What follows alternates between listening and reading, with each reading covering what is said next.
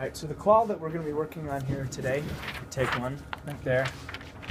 The claw we're going to be working on today is mostly, we're going to be going through quickly Siyua, which is pretty easy, pretty straightforward, and it doesn't really require much demonstration, because when you see it inside, it's very straightforward and very easy to see what's going on.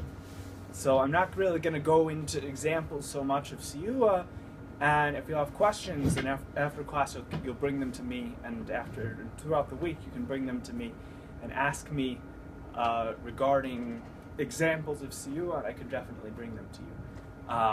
But for the sake of the class, since it's not a particularly difficult one, it does not require so many examples, so I'm not going to I'm going to go over the klal itself in Mavo HaTalmud, but I'm not going to go over so many examples of it and go over really any. I'm going inside the gemara. When you see it, then you'll see it, and it's very straightforward.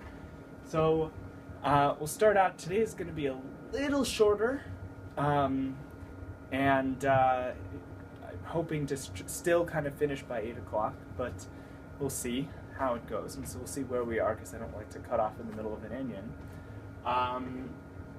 So a siyua, it's an interesting klal that goes on.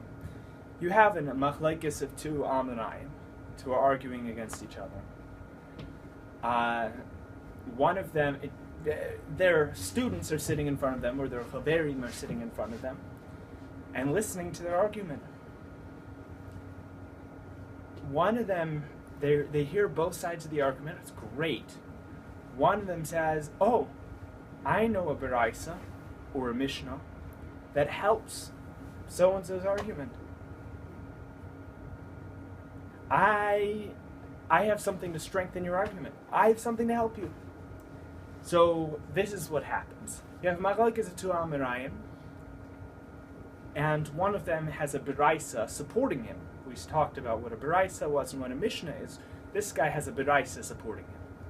So the gemara will say, "Lema," let's say, "Misayeya l'Rav Ploni." This is a help to Rav Ploni.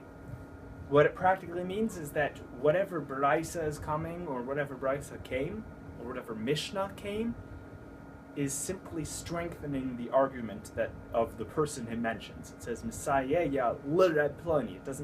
It'll specify who it's helping, and then the gemara will specify why it helps him, or it'll explain it out, and it's very straightforward, extremely straightforward. Siyua. It's to strengthen. Here, take one of these. Coming in, yeah. It's to strengthen a person's opinion and establish their opinion as the halacha. You have two amarayim. One of them has a baraisos supporting him. One of them has nothing supporting him. Who do you think the halacha is going to go according to?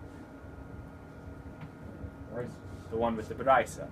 Since this guy has a baraisos supporting him, therefore we say the halacha goes according to him. This guy has a mishnah. Now, this guy has a baraisos and this guy has a mishnah. Now we have to start asking questions, because sometimes the baraisos may not be as strong as the mishnah. And if you have a baraisos versus a mishnah, that's when we're going to be talking about the next one, a Ramia. We're going to be dealing with what happens when you collide a baraisos with a mishnah with a mishnah. A siyua comes to help someone, helping an amora, to help their opinion to be strengthened so that they can be established as the halacha. As we talked in the beginning, we talked about the two levels of machlekes dechuya, machlekes that's pushed off, the two different types of opinions, machlekes that gets pushed off, and halacha mikuyamis. Halacha mikuyamis is going to be the halacha. Machlekes dechuya is going to be the opinion that isn't the halacha. It's aside from the halacha that got pushed off. And a siyua is coming to establish that person's opinion as the halacha mikuyamis, as the established halacha.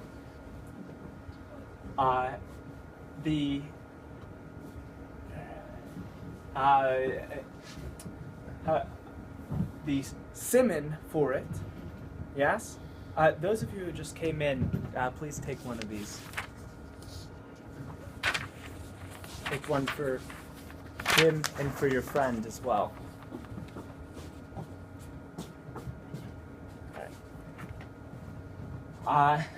So a Siyua is we're not gonna, like I said, I'm not going to go into big examples because it's very straightforward. It's not,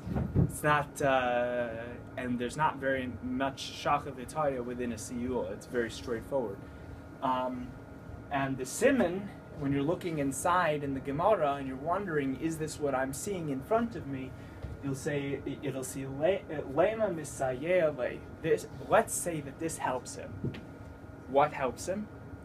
A baraisa helps him. A mishnah helps him. Sometimes it'll come after the baraisa is being brought. Sometimes it'll be brought before. It'll say lema misayeh le l'raponi ha de tanya, and then it brings the baraisa.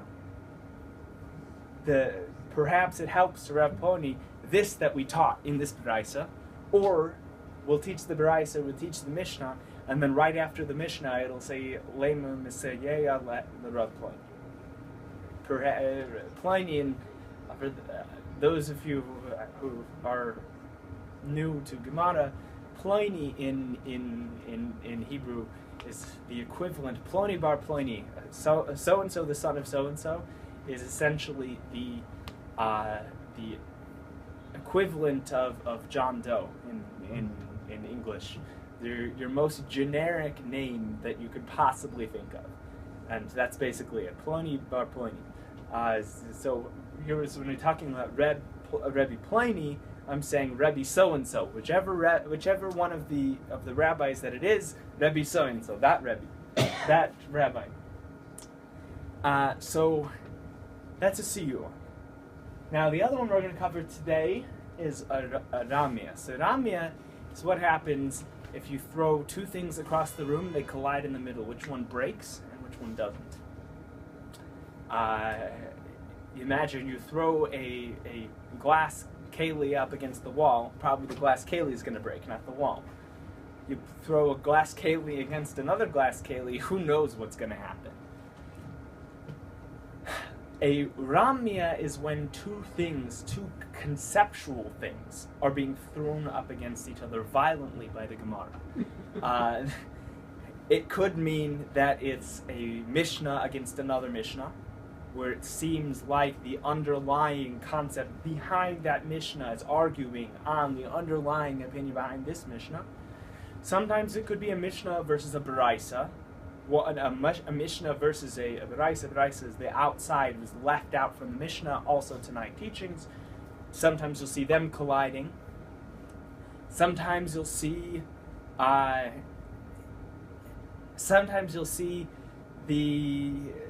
baraisa against a baraisa. Sometimes you'll see a pasuk against a pasuk. By the way, that does happen. And occasionally you'll see it as an Amora versus an Amora. Later Amoraim are throwing two earlier Amoraim against each other, like Rav and Rabbi Yochanan, or like different members of them being thrown up against each other. So mostly we say that they're the same, and you can't say by memras, but I have seen a couple times by memras that they throw against each other, using that lashon. But mostly it's mishnahs, baraisos, and psukim. What happens? Psukim, nothing can break. Not the first pasuk is going to break, not the second pasuk is going to break, but the result of me throwing, of the Gemara throwing the two psukim against each other, is that we gain a deeper understanding of what both psukim are saying, because seemingly they're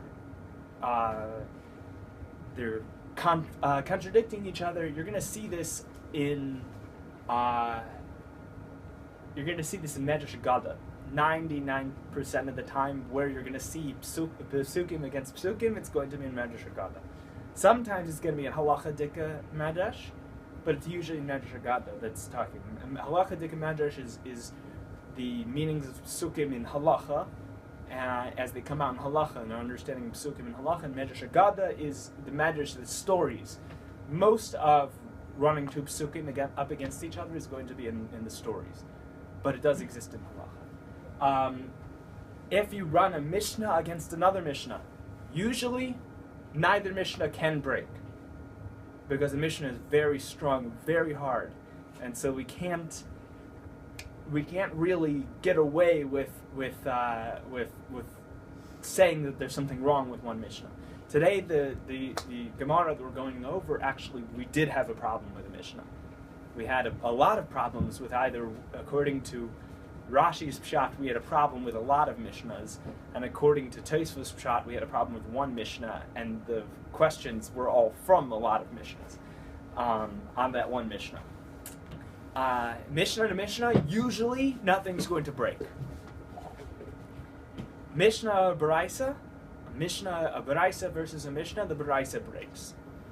Unless it's a very, very strong baraisa, like a tosefta, which is coming as an addition to the mishnah, then it might be that neither thing will break. It might be that they're still going to be strong.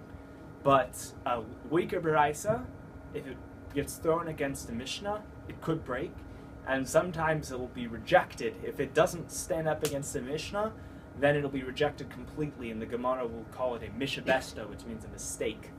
And the Gemara will basically, sometimes you'll see it says in various different places all around Shas, mishabesta lo masbin tuvta mihach bebe midrasha. We can't challenge a rejection from this in the Beis Midrash, and because of that, then it's we call it a mishabesta, and the baraisa breaks when hitting up against the mishnah. So pasuk versus pasuk, nothing breaks. Mishnah versus mishnah, usually nothing breaks. Mishnah versus baraisa, the baraisa breaks. Baraisa versus baraisa, it's anyone's guess. If it's a tosefta versus a baraisa, then the baraisa will break and the tosefta won't. But if it's just a stam normal baraisa versus a normal baraisa, who knows what the Gemara is going to do? The Gemara will figure out what's going on. Either way, if the things can't break, if they don't break, now we have to explain how they're not contradicting. But the atzim of Ramia, I use it in the literal fashion, which means to throw two things together. Ramia means to throw. So we're crashing two things into each other. And so imagine the Beis Midrash throwing things. I mean, it's a proverbial food fight, basically. Everything's flying across the room.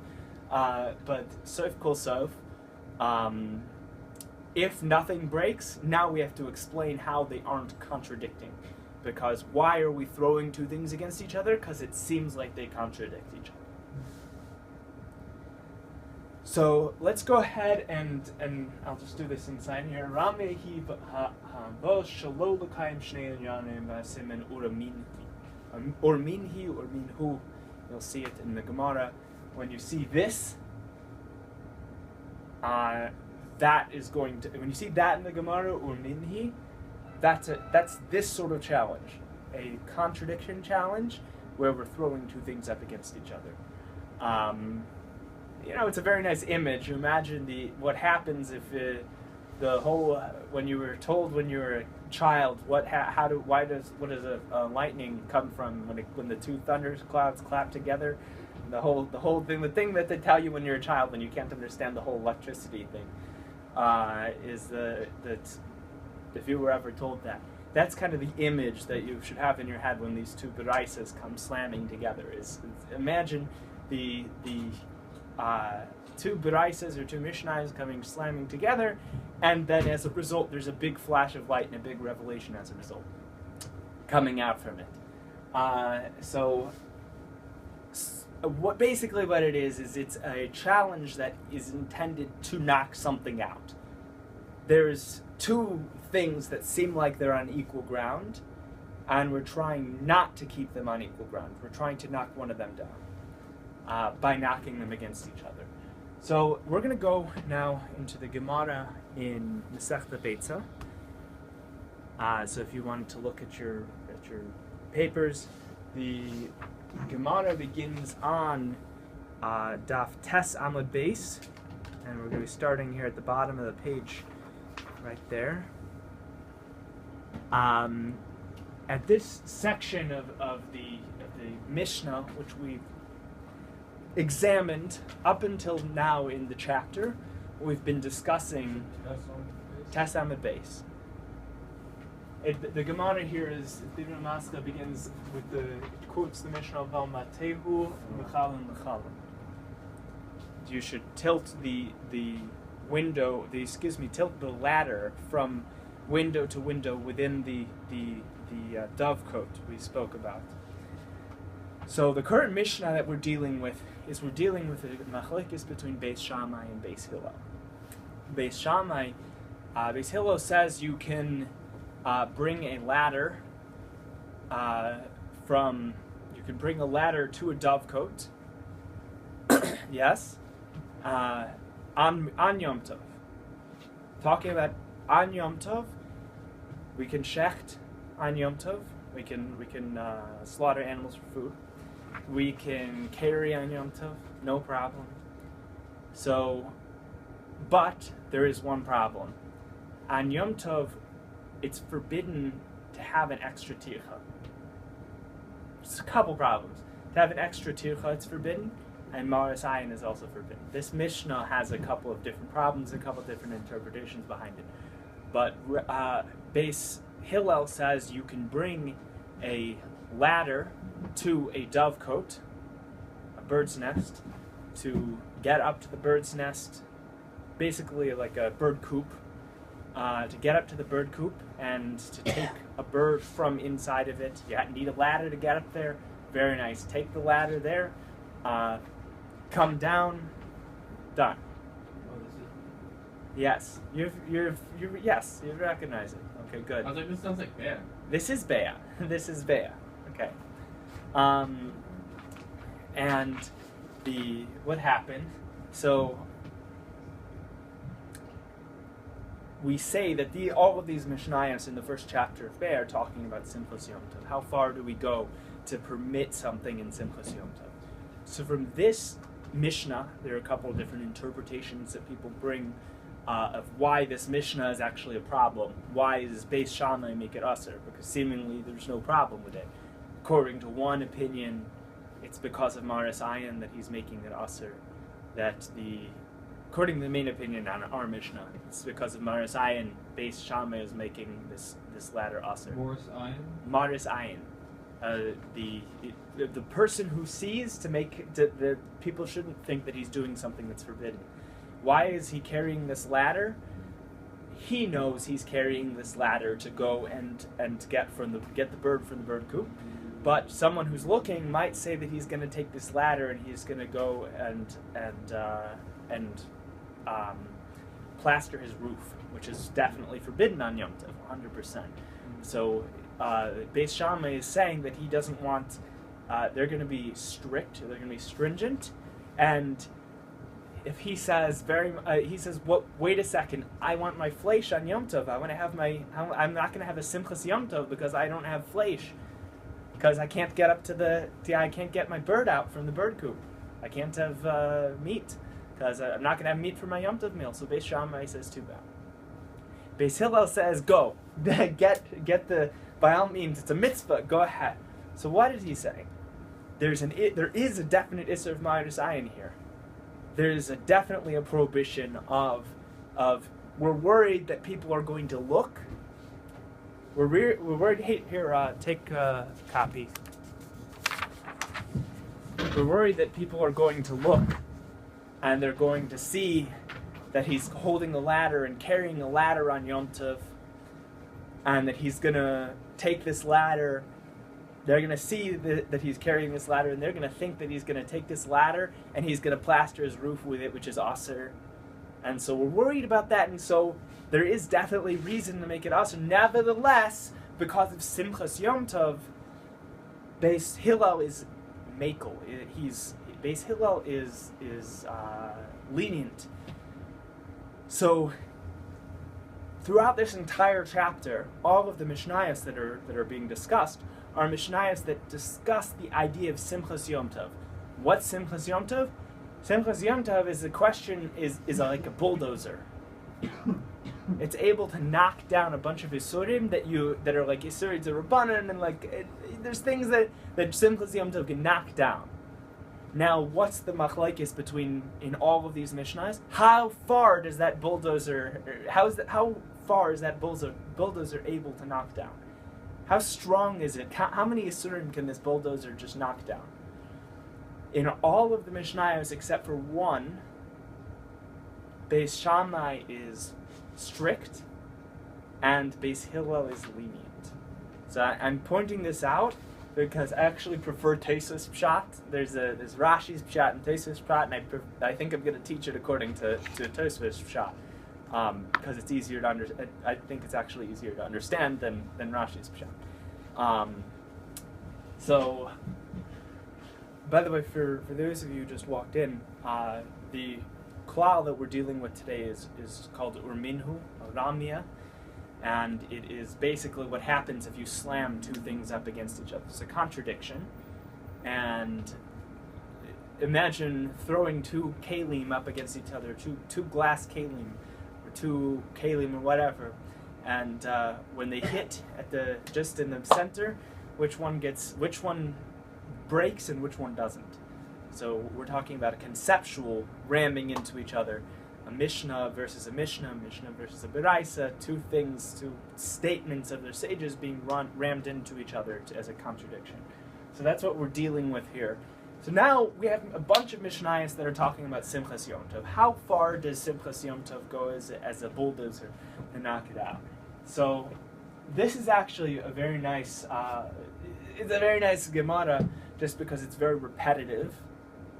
In terms of the way, the derech is very repetitive, and so it's after the first couple of times, just like I showed you over in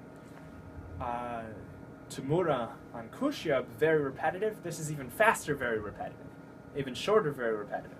So hopefully we'll be able to get it at least in some time going through it. So Beis Shammai said in our Mishnah, Beis Hillel said that you can carry this ladder to a dovecote to get your fleish for Yom Tov. Beis Shammai said you're not allowed to carry it. Why? Because of Marasayan, because people were afraid that people are going to look at you and say that you're going to plaster your roof. But you can, if the ladder's already at this dovecote, this bird coop, there are multiple windows, multiple nests in the bird coop. Oh, you can tilt you can kind of turn the ladder so that it's facing to another window. That you can do. Carrying it, you can't do. So, Beis Shammai is strict. He says you can't carry it, but you can tilt it. Beis Hillel says, go ahead, carry it. No problem. Bring it out there. We're not worried because Simchas Yom Tov is a big bulldozer that knocks things down. So the Gemara quotes the Mishnah. It says, you can, Beis Shammai says you can't carry this ladder out to your bird coop to climb up and get your bird to shecht on Yom Tov. But you can carry, but you can tilt it to one side. He says, that's what Beis Shammai says. Beis Shammai says you can't carry it, but you can tilt it. Alma, so we see consequently, Gabe Simchas Yom Tov, with regards to Simchas Yom Tov, Beis Shammai l'chumra, Beis Shammai is strict against Simchas Yom Tov, meaning Beis Shammai is not going to let you get away with everything. Beis Shammai says it's not a bulldozer that knocks down everything. Beis Hillel says it is a bulldozer that knocks down everything, effectively. Beis Hillel l'kulan. Beis Hillel says that it is a. Beis Shammai said it isn't a bulldozer that knocks down everything. Beis Hillel says it is. Uraminhi. Now we're going to get in our Ramia. This is the key word. You're going to see it all over the place. And every time that you see this in Jas, it's going to be the same, more or less the same wording. It's going to be either Urminhu or Ramia Psukim, Rami so-and-so, Rami Psukim, one against the other. But this is in terms of mishnayos, this is going to be your key word. Take a look at it because you're going to see it always. on minhu. Hasheichet chaya v'eif b'yom tov. Someone who wants to shecht a wild animal or a bird on Yom Tov. Yeah? He says, Beis Shammai says, Yach por v'deker v'yichasa. You should dig, you don't have to cover the blood, right? You all know mitzvahs kisui dam? To cover the blood of the... Okay. So you have to cover the blood when you shecht you have to cover the blood with dust when you shecht either a bird or a wild animal, chaya. So Beis Shammai says that if you shecht a chaya or an oif, a bird or a wild animal on Yom Tov, then you can dig with a shovel and cover the blood. Don't worry about it. Beis Hillel omrim lo yishchat eli im kein hay lo afer moichen miba'idyin. He says, Beis Hillel seemingly says, lo yishchat, don't shecht at all unless you have dust that you put aside for the sake of mitzvahs kisui dam. On Yom Tov. You can't shecht at all on Yom Tov, a chaya or an oif, a bird or a wild animal, unless you had put aside dust already for the purpose of it. You can't dig for it. So it seems from that Beis Shammai is being lenient because they're letting you dig in order that you should shecht. And Beis Hillel is saying, oh, if you didn't put aside dust, if you didn't put aside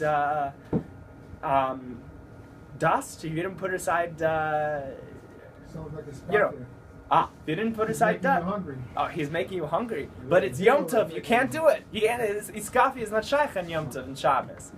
Yes, that's why Shammai is saying dig a hole. Beis Shammai is saying dig a hole. Okay, but Beis Hillel wouldn't be saying Iskafi either. So what's going on here? I don't know. What's going on here? I don't know. It's weird. Okay, what's going? All right, it's weird. Script, fine, right? Fine. Well, the Gemara thinks it's weird too. So that's part of the problem with the sugya.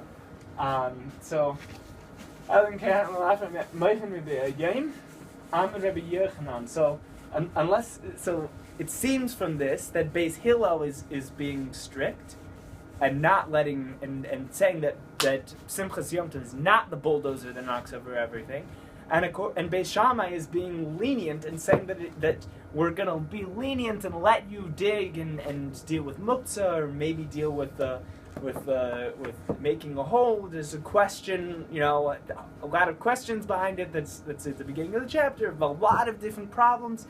Beis Shammai is going to let you go through a lot of different problems in order for Simchas Yom Tov.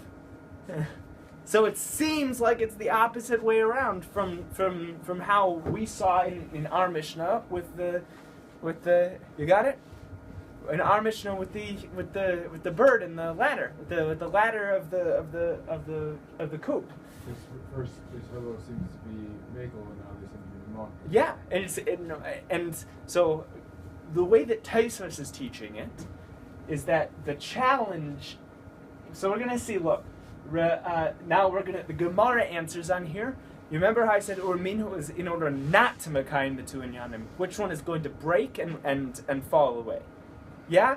Well, one of them broke and fell away here. Even though it was two misnayos coming up against each other, nevertheless, the Gemara, Rabbi Yechanan, one of the great Amoraim, the first generation Amoraim, he says, done. Sorry, we can't do anything about it. He says, Amar Rabbi Yechanan machlefes ashita. We have to switch up the opinions of Beis Shammai and Beis Hillel. Yeah? The two sources that these are coming from are, what are the sources? This Mishnah here, Hasheichet Chaya V'Eif, is coming from the beginning of the chapter. Very first Mishnah in Beis Shemel the Yom Tov. And the second case, I believe, is the third case. Excuse me. Second case is Chometz B'Pesach, the Koseves Kuzayas, and the third case is Hasheichet Chaya V'Eif. And the turning of the ladder is also from the Mishnah, right? The turning of the ladder is also from a Mishnah. It's two Mishnayos coming up against each other. It's the two are seemingly equal sources, but they're contradicting. And actually, we'll see in the end that look, you'll be able to say, I like Tosfos Pshat anyway, because Tosfos Pshat that's what I'm going to teach you. Anyway, so Rabbi Yochanan is a shita. Rabbi Yochanan says we have to switch one of the misnayos. We need to switch up Beis Shammai and Beis Hillel. We have to say that Beis Shammai was. We have to say that Beis Shammai was. He was thinking more of a hungry person than Beis Hillel. No, we have to say that Beis Hillel was thinking of the hungry person. There you go. Rabbi Yochanan, according to Tosfos, because that's what I'm going to teach you. Okay, break it down. I'm gonna not stress anymore that it's Tosfos Pshat. I'm giving you a notice that we're learning Tosfos Pshat in this. We're not learning Rashi's Pshat. That Rabbi Yochanan, according to Tosfos, is going to be switching up our first Mishnah. The very first Mishnah in the chapter is going to say Beis Shenol Yom Tov. Beis Hillel says Te'ochel. Beis Shammai says Lo Te'ochel. Says, and he changes as well. He changes this one. He changes the opinion of Beis Shammai and Beis Hillel, so that it would say as follows: Hasheichet Chayav Eif b'Yom Tov. Beis Hillel omrim Yachbar v'Deker v'Chase. Beis Hillel will say dig with the spade. And this is Rabbeinu Tam, I think, is if I remember correctly. I haven't learned this Tosfos in a while. But he says, Beis Hillel says you can dig and cover the blood. And Beis Shammai says lo yishchot, that you can't shecht it. So this is according to, he's saying that Machlefes Hashita, you need to switch to the opinions of Beis Hillel and Beis Shammai in one of the mishnayos. So we're going to switch the opinion in the second mishnah here that says Hasheichet Chayav Eif. We're going to say that Beis Hillel lets you dig and cover the blood on Yom Tov, and Beis Shammai doesn't let you. Beis Shammai says you shouldn't shecht unless you already have. So it comes out that Beis Hillel is lenient in Beis Hillel says it's a big bulldozer, Simchas Yom Tov, and Beis Shammai says it's not such a big bulldozer and it can't knock things down. Now the Gemara is going to try and prevent that from happening, prevent this changing, because to change up a Mishnah is very difficult to say. That's a last resort. It's a last resort. Switching up a Mishnah, a baraisa we can do no problem. But changing up a Mishnah is a last resort. And here we're talking about changing up a Mishnah. So now the Gemara is going to try and push off changing up that Mishnah. It's more consistent to say that with regard to Simchas Yom Tov, Beis Hillel is consistently machmir. We're going to try and explain, yes, that this is actually an exception to the rule, that Beis Hillel is consistently machmir, and then this is an exception to the rule. And we're going to try and give a doichik answer. The answer is going to be literally a push-off. It's not going to be a comfortable answer. None of these answers. It goes around and repeats it like 6 times, and this same going through it again and again with each time with a different Mishnah, and each time it's a push-off answer. It's not intended to be. Again, the Gemara doesn't come up with a good answer, because in the end, it's going to end up changing the Mishnah, and that's going to be it. I see. So when Beis Hillel permits you to move this bladder, it's because of some strange reason that's maybe. We're actually gonna, we're gonna actually try and change over there. You'll see. We're not gonna try and change. We're gonna try and change over by the first Mishnah. We're gonna try and justify over by the first Mishnah. You're saying. No, he's actually saying that Beis Hillel is consistently not machmir, is consistently makel, and in our only cases, yeah, and the case where it's different, no, not Rabbi Yochanan. Rabbi Yochanan is saying that everybody agrees that Beis Hillel is being makel. The question is why on our on that Mishnah is he? Why in the first Mishnah is he not Mekel? So let's take a look and we'll get into it.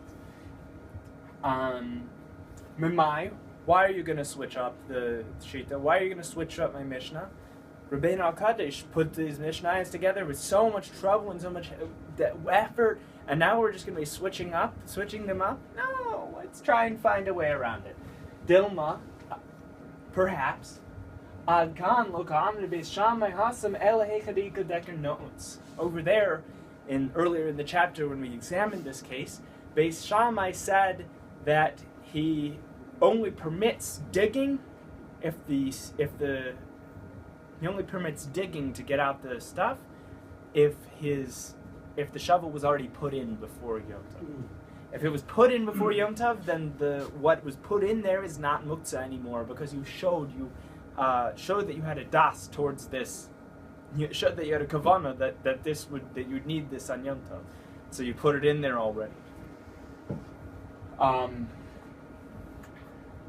Over there, why was Beis Shammai Mekel?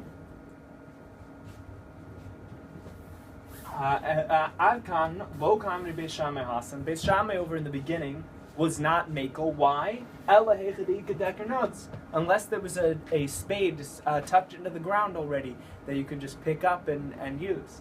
Aval hechad leker deker notes. Well, but in a situation where there isn't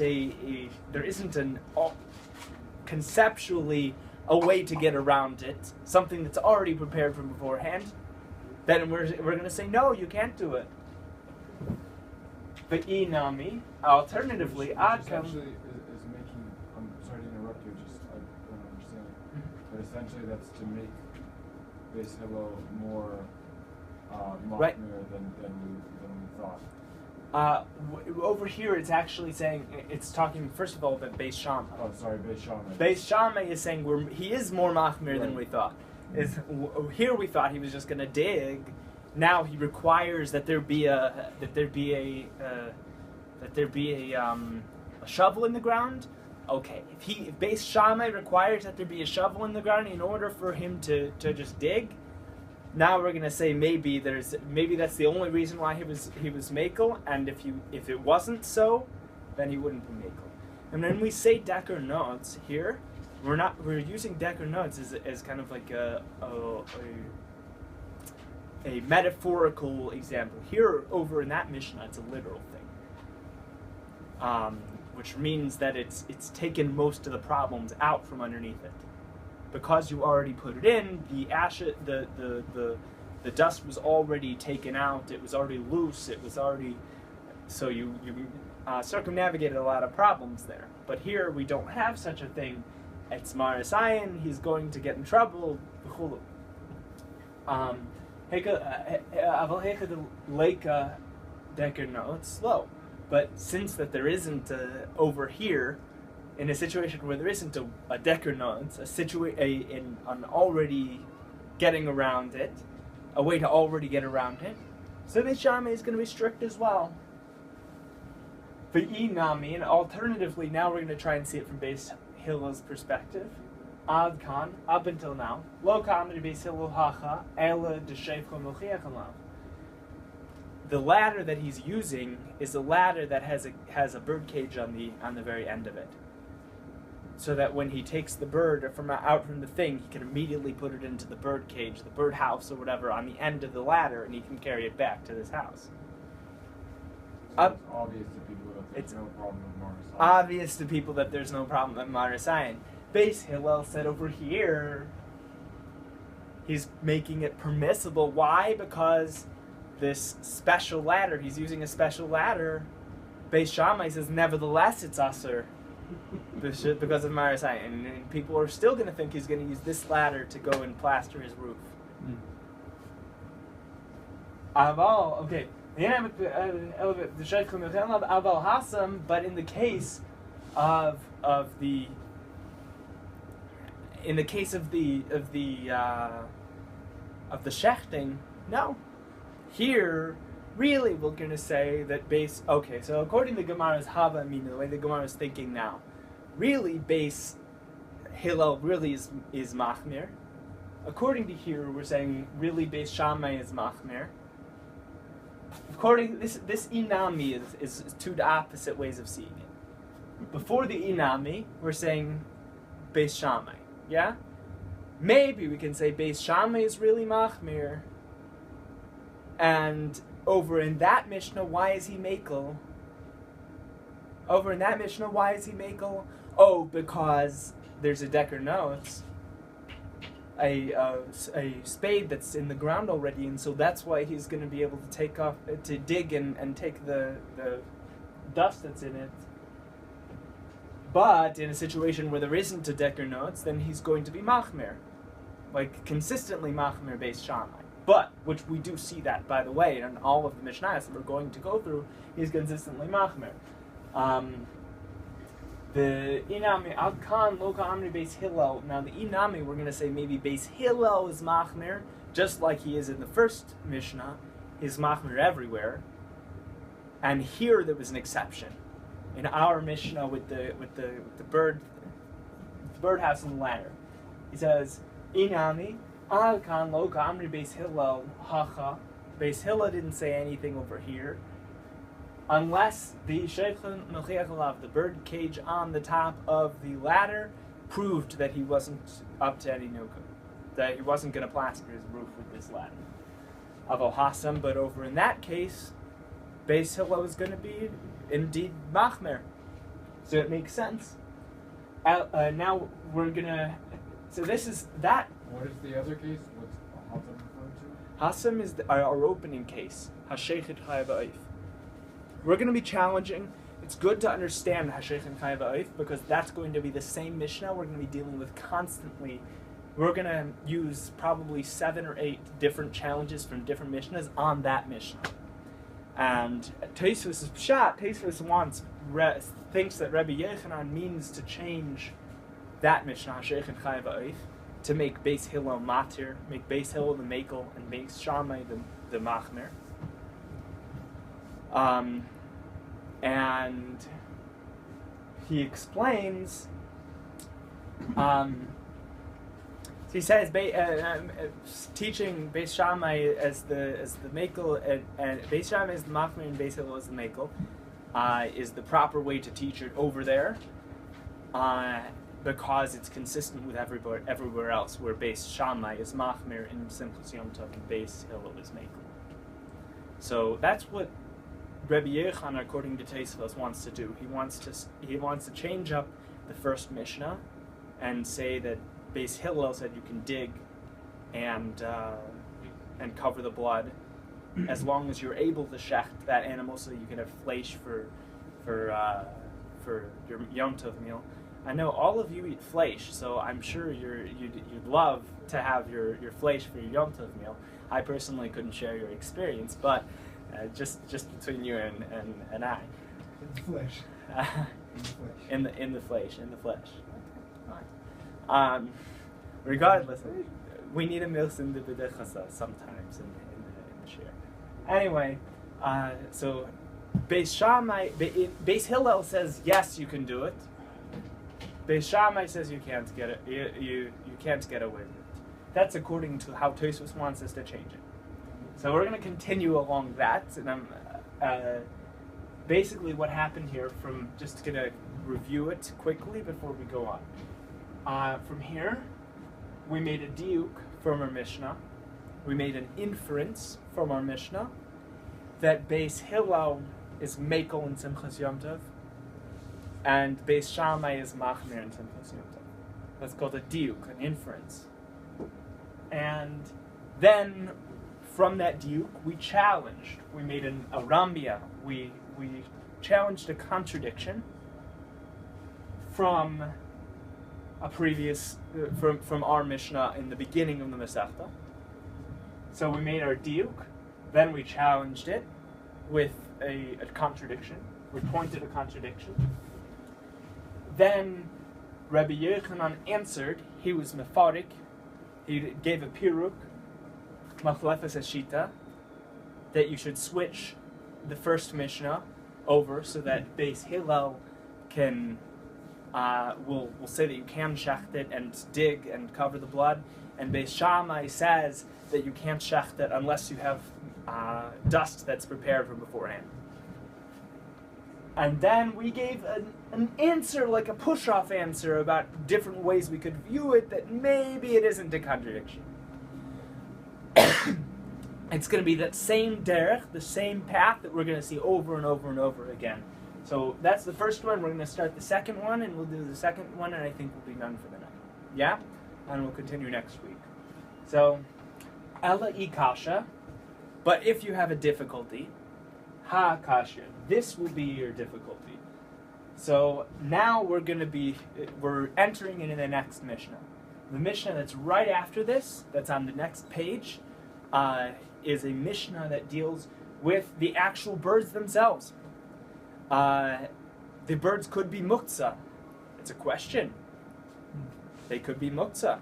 If they're muktzah, then even, because there's something called muktzah's balei the muktzah that applies to live animals, you see it by a dog or a cat is technically muktzah.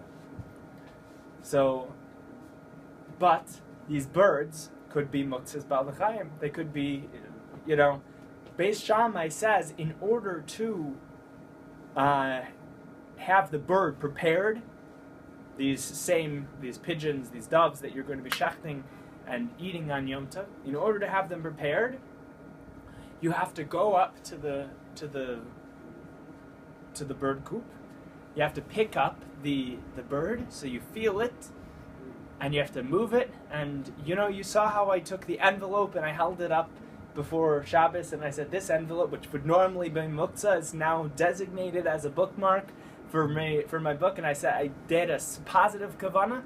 That's what Beis Shammai is saying that you have to do with this bird. You have to go up there. You have to pick it up. You have to say, this is the bird I'm going to shecht on Yom Tov. I'm going to make a siman. Now it's not muktzah. Can you do it on Halacha? Huh? You mean, can you make a siman on Chol HaMoed? Yeah. Chol HaMoed, yeah, no problem. The question is, the only issue is we're talking about Yom Tov here. And so,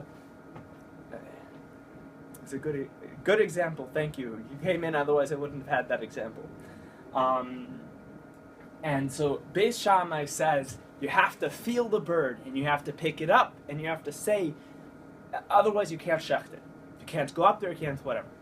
Beis Hillel says, I can go up there, I can see what birds are there, I can point and I can say this one, this one, this one, and then the following day I go up and I take this one, this one, this one. I could take the ones I pointed to. I don't have to pick it up and give a positive kavanah and give this bird is the bird that I'm going to shecht tomorrow. No, we don't have to do that according to Beis Hillel. Beis Shammai says, yes, they're strict, you need to pick up the bird, you have to. Why? Because we're worried that you might change your mind. You have to make sure that we're gonna make sure that you know how heavy the bird is, how fat it is. You want to know exactly what it feels like, so that when you come and shecht it tomorrow, you're not going to have any questions. Beis Hillel says it's not an issue. It's Simchas Yom Tov. Simchas Yom Tov knocks it down. So, Beis Shammai, this is this Mishnah. Lo Yitul.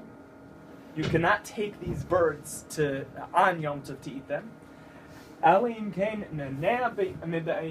Unless you picked it up and you said, this is the bird that I am going to shecht tomorrow on Erev Yom Tov.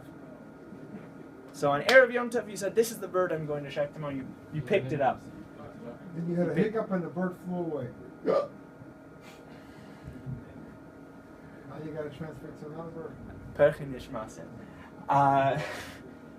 Beis Hillel says, he should stand, but till this one and this one I'm going to take. So Beis Hillel is really mekel, and Beis Shammai is really machmir with regards to the muktzah, but muktzah's balei chaim. Alma, so we see Gabi Simchas Yom Tov with regards to Simchas Yom Tov, and with regards to Simchas Yom Tov, and with regards to how much of a bulldozer it is to knock things down, Beis Shammai l'chumra, Beis Hillel l'kula. Beis Shammai is strict and doesn't let it knock things down. Beis Hillel lets it knock things down like a bulldozer. So what happens? That's what we would expect, right? That's what we would expect, but only because, first of all, only because I told you, only because we've seen it in a couple misnayos already. But our first mishnah gives us a problem again. Right. And what happens? So now we have Beis Shammai l'chumra, Beis Hillel l'kula, urminhu. Urminhu, we have a contradiction. It's like there's two things throwing against each other. Now we're going to see which one breaks. Taisville says that that this one's going to break. Someone who slaughters a wild animal or a bird on Yom Tov, and okay, so he's not even going to finish it. He's just this is what he is quoting because we know what he said up here. Just for those of you who weren't here, the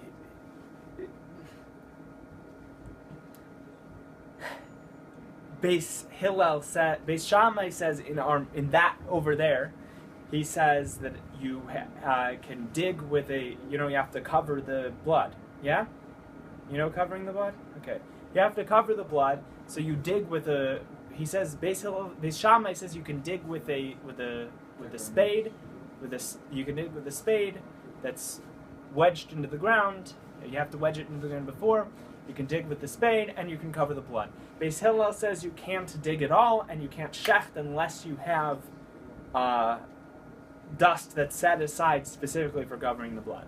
So it seems over there like Beis Shammai is strict, and Beis Shammai is makel. Excuse me. Beis Shammai is lenient, and Beis Hillel is strict because Beis Hillel is not letting you get away with the shechting it unless you already have. So Rabbi Yechanan says machlefes hashita. He says switch up the Mishnah over there. Say that Beis Hillel lets him shecht it and dig and cover it, and Beis Shammai says don't shecht it unless you had dust prepared to cover the blood before Yom Tov. Now we're going to give a push off tirutz. Lohi, Dilma Lohi, perhaps it's not so. Kan lo amar Beis Shammai. Beis Shammai didn't say over there, wasn't lenient unless there was a spade stuck into the ground. But in a case where there wouldn't be a spade stuck into the ground, let me just quickly go here. In a case where there wouldn't be a spade stuck into the ground, then we wouldn't be so makel. There you go. And then we're going to give that was our tirutz for Beis Shammai. Really, he's strict all over the place, but here he's only makel because of the Decker notes. Inami, the second Inami, giving a tirutz for Beis Hillel. Ad kan lo ka'amar Beis Hillel. Hacha Beis Hillel didn't say over here. Allocating the muktzah who the omad v'eimer zevazani noitel saki. Since it's just muktzah, if you point to it, it's enough. If you point to it, it's enough to say which one. Aval hasam loy. But in the case of the shechting, he's not going to be so lenient here because it's only an issue of muktzah. Over there, it's more issues than just muktzah. So notice we made an inference, a diuk. We were medayik from our Mishnah that Beis Hillel was lenient and in Simchas Yom Tov, Beis Shammai was strict. Then we did an orminhu. We challenged a contradiction. We're learning the contradiction is what we're focusing on today. Then Rabbi Yochanan gave a piruk to switch the shita to say that Beis Hillel said you can shecht and dig, and Beis Shammai said you can't shecht. And then we gave two tirutzim, one on Beis Shammai and one on Beis Hillel. And so next week, Be'ezras Hashem will go again through the klal for those of you who weren't here at the beginning of the shir, and then we're actually going to continue over here at Eli Kasha HaKasha. It's very It's a very straightforward Gemara, and it's very repetitive with exactly the same 4 steps over and over again. So it's very nice and very easy to understand. So thanks, guys, for coming. And if you want, you can keep the papers. Just if you actually expect that you're going to be looking over it during the week. But if you don't expect that you're going to be looking over it during the week, and it's just going to, then please give it back to me so that I can take care of it. Thank you.